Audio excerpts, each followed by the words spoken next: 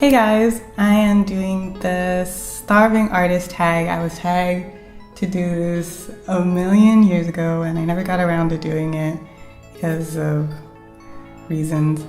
But I'm going to do it now and I hope that you guys have fun. Okay, so let's go. What's your favorite experience as an artist? Now, I guess I really like making art. For me, it's really a way to just get away from anxiety and pain. When I'm painting, I don't really feel pain mostly anymore. So if I'm sick or something, often I can feel a lot better after a painting session. And normally if I'm angry or anxious, all of that will go away and I'm just in the zone with my painting. So that's really a really big thing for me. The other thing is I have a class on mixing watercolors and I'm planning on making more classes. But whenever someone tells me that they understood something because I explained it to them, that like in my heart, it's like, guys, like that just hits me right here, this area. It hits me. And it's really great to be able to help people in that kind of way.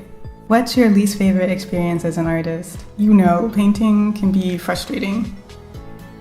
It's just kind of like, what am I doing? I don't know what I'm doing. Is this pretty? Is this ugly? I have no clue. So it's really something that doesn't have a lot of, like a guided path to go down. So that can be really frustrating. And also it's just kind of like a difficult career path. You're really on your own in a lot of ways. What are your dreams, goals for your art? I'd really like to become a botanical illustrator or a scientific illustrator. I'm really interested in these types of paintings, and I know that it takes a lot of training and a lot of work. But I think that it would be really cool to do something and be featured in a scientific journal or be able to illustrate a species for the very first time. I think all of this stuff is really cool. What's your favorite medium and why? Watercolor. Obviously, like, yeah, I love watercolor because it's clean, and I guess a lot of people, watercolor is confusing, but watercolor makes sense to me. I don't get acrylic paint. Acrylic paint is confusing. I'm kind of like, how am I supposed to do this if I can't blend colors together?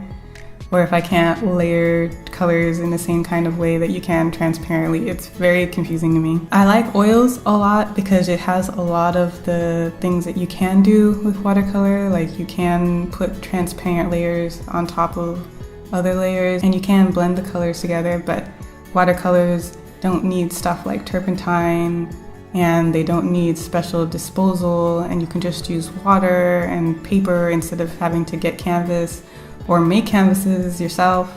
So yeah, watercolor is just really cool. What inspired you to do art / why do you love it? I think the main way I got into art is because of my big sister. My big sister is an interior designer and I grew up with her always drawing and having art supplies around, and she even sometimes took me on the field trips that they had for her courses.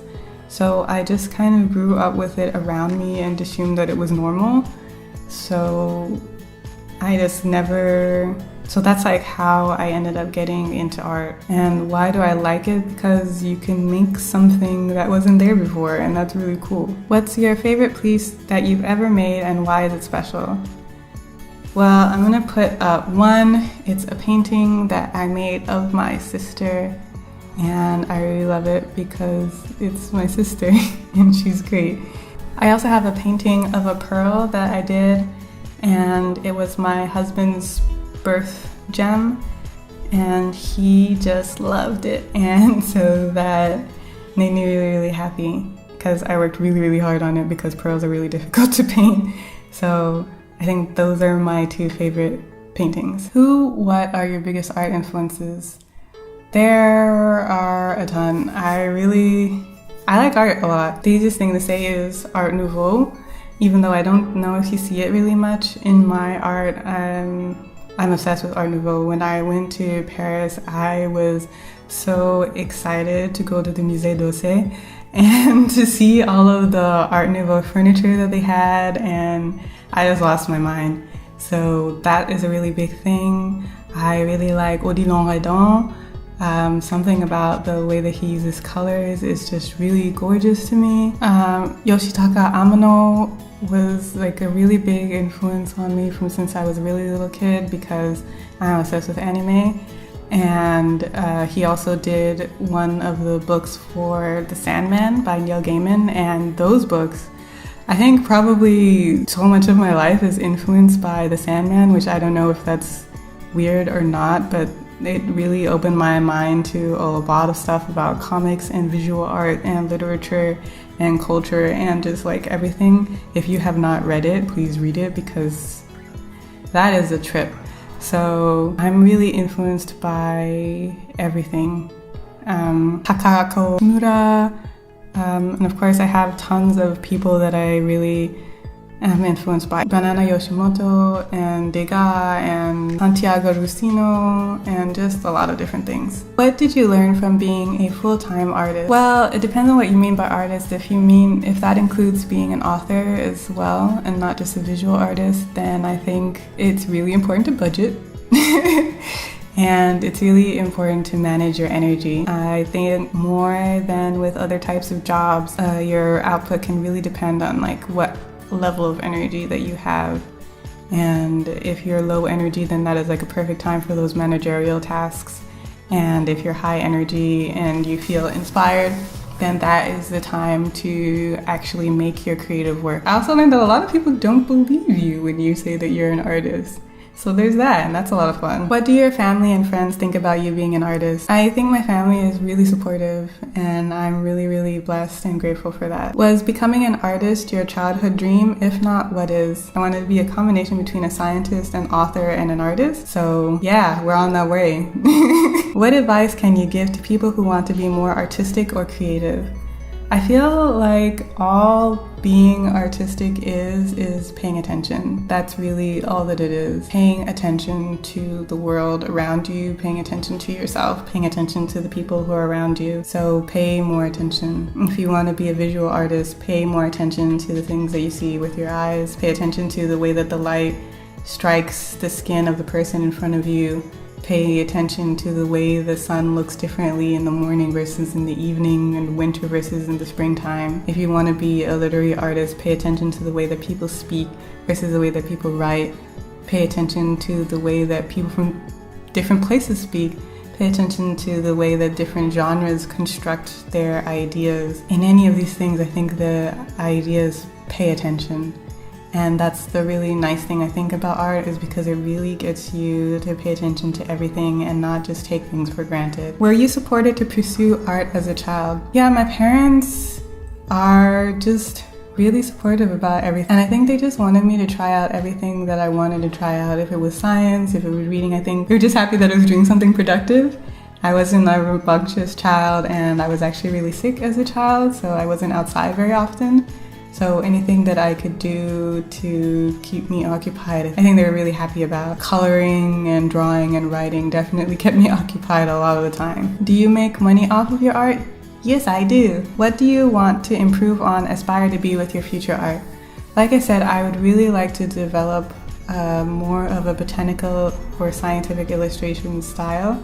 I like a lot of other things also, but this is for some reason something that's really in my mind and is really interesting to me. Like the idea of making just like really beautiful but also scientifically accurate paintings is really cool, and I like the idea of working on something for a really long time. That's one of the things that I like about oil paint, is that it's generally expected that you work on it for a really long time and that it can stay malleable also and blendable. If you don't add like other quickening drying mediums to it, you can stay blendable for a long time, and I think that's really cool. What feelings do you try to express in your art? I don't know if there's any particular feeling that I'm trying to express. The thing I'm often trying to go with in my art is to express light and shadow. I think I'm really obsessed with this concept, even if I'm not so good at expressing it right now. I think again because I grew up in tropical regions and from Trinidad, and I grew up in Florida, and I think the quality of light in different situations always really struck me as a child.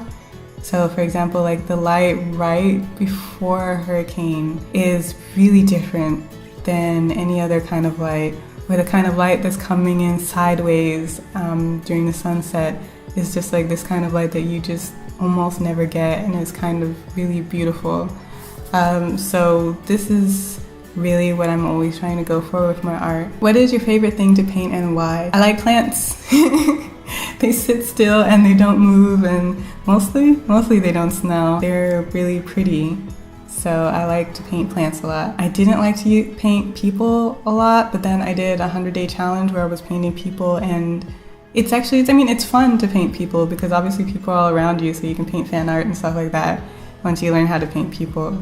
But I think my favorite thing would have to be just plants. What's the strangest thing that you've painted? I have painted a polycystic ovary, so that's kind of weird. Have you ever been hung up after you started a commission, and how did you handle it? That's never happened for me. I have had people who wanted to hire me for a job and then suddenly disappeared, so that was fun. And how did I handle it? Well, I just didn't do that job. Do you admit that paint smells good? I have allergies, so I don't sniff paint. Yeah. What would you tell your younger self? Keep up those dreams of scientific, artistic authoring. They're gonna take you someplace, for sure. Maybe not the places that you expected, but they're gonna take you someplace. And I think also I would advise myself not to ignore art throughout college. I didn't do a lot of art during college. I did a ton of art during high school, didn't really do it during college. And that I'm really sad that I didn't. And I'm also sad that I didn't do it when I was in grad school either, especially since there's a lot of really awesome art supply stores in Japan, and there would have been a lot of cool things to paint in Japan. So I think just to remember not to cut art out of my life and try to take a little moment for it every day. I would really have loved to have paintings from my time in Japan, or even from my wedding or anything like that, so that would have been really cool. So that's it. That's the end of my starving artist tag. I finally did it. It was really fun. I hope that that was interesting for you guys, and I'm going to tag Denise from In Liquid Color. I'm also tagging Fefe Torcato. Sorry if I didn't pronounce that right. And Hadra Mix. I'm really interested to see what your story would be. So thank you guys for watching. I'll see you soon. Bye!